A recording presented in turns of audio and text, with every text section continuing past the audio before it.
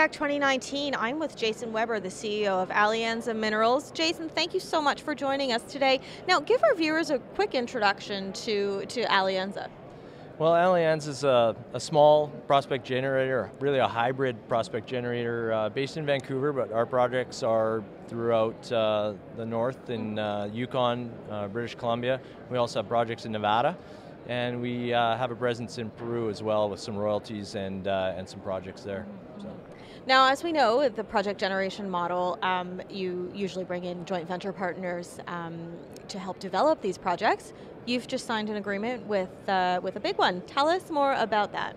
Yeah, we just announced today here at PDAC, we did 3 option JV agreements with Hochschild Mining. So they've are earning into 3 of our sediment-hosted gold targets. 2 are on the southern part of the Carlin Trend, and the other one, which we call Horse Thief, is an off-trend sediment-hosted target that we think has great potential for a new off-trend discovery, and through our work with Hochschild, we hope to make that. Give us an insight, give us some of the highlights of the rest of your project portfolio. What are you working on right now, and you know, what's standing out for you? Yeah, besides the Nevada projects, where we've really focused most of our time over the last few years, we're also working in the Yukon on a project we call Haldane, which is a high-grade silver target in the Keno district. We have a fairly large land position at the western edge of that district, and Haldane's a neat project because it dates back to the early 1920s when there's some small-scale mining done there, mining really high-grade silver, and through the 60s and then the 80s, there's a little bit more work done, nothing coherent.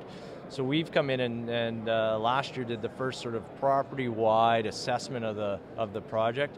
We were able to identify some extensions on the work that had been done, potentially new vein systems, and feel really good about going back there this year to drill test some of these targets. And that one's interesting because that's one we're funding 100% ourselves. So that's why I say we're a little departure from the normal prospect generator, where we are funding some ourselves. And that's the main one. And Jason, what do shareholders have to look forward to over the next few months in terms of news flow and upcoming catalysts?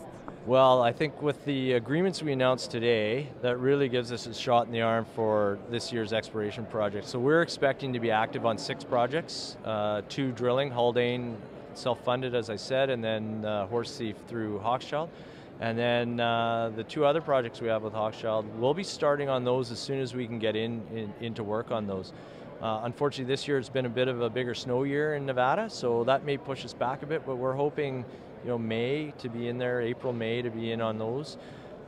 Work in the Yukon will start soon after that. So right now we're sort of in the thick of planning those projects, and so we'll be announcing over the next few months these programs, start dates, when work will commence. Then right after that, as soon as we start getting results, we'll be announcing those. So between now and sort of the fall is going to be, it should be a good news flow time for us. This is the busiest year we've had in 4 or 5, so it's very exciting.